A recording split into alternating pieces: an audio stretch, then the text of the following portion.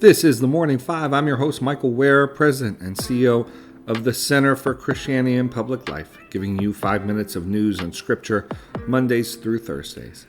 Today is Monday, July 29, 2024. Let's open with scripture. Today, read from Mark 2. Now, John's disciples and the Pharisees were fasting. Some people came and asked Jesus, "How is it that John's disciples and the disciples of the Pharisees are fasting, but yours are not?" Jesus answered, "How can the guests of the bridegroom fast while he is with them? They cannot, so long as they have him with them. But the time will come when the bridegroom will be taken from them, and on that day they will fast. No one sews a patch of unshrunk cloth on an old garment. Otherwise, the new piece will pull away from the old, making the tear worse. And no one pours new wine into old wineskins. Otherwise, the wine will burst the skins, and both the wine and the wineskins will be ruined. No, they pour new wine into new wineskins." May God bless the reading of his word. Well, friends, good to be with you for the start of a new week. Let's get right to the news. First, yesterday, Secretary of State Antony Blinken announced a new military alliance with Japan in response to Chinese aggression in the Indo-Pacific. This, of course, also comes following the Chinese and Russian fighter jets being intercepted from last week. We told you about that in the Morning Five last week. The partnership will establish a joint force headquarters that would answer to the American commander in the Indo-Pacific. This also calls for increasing joint production, co-production of air-to-air missiles and air defense interceptor missiles between the U.S. and Japan.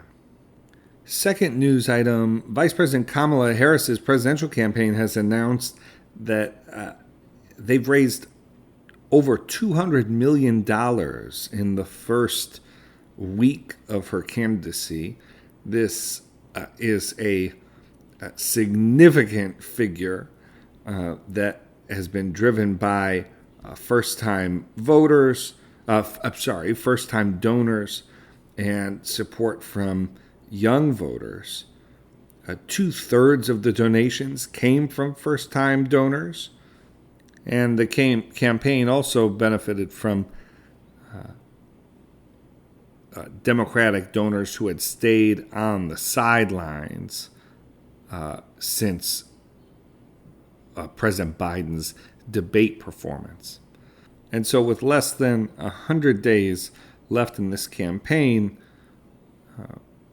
the vice president has amassed quite a war chest to deploy over the coming months. Finally, at an event on Friday organized by Turning Point Action, President Trump appealed to Christians, saying, "Christians, get out and vote just this time. You won't have to do it anymore. 4 more years, you know what? It will be fixed. It will be fine. You won't have to vote anymore, my beautiful Christians."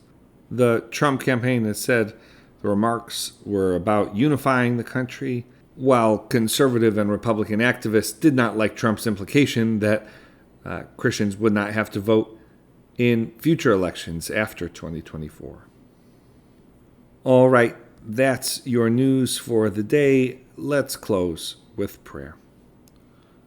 Dear Father, always near us, may your name be treasured and loved. May your rule be completed in us.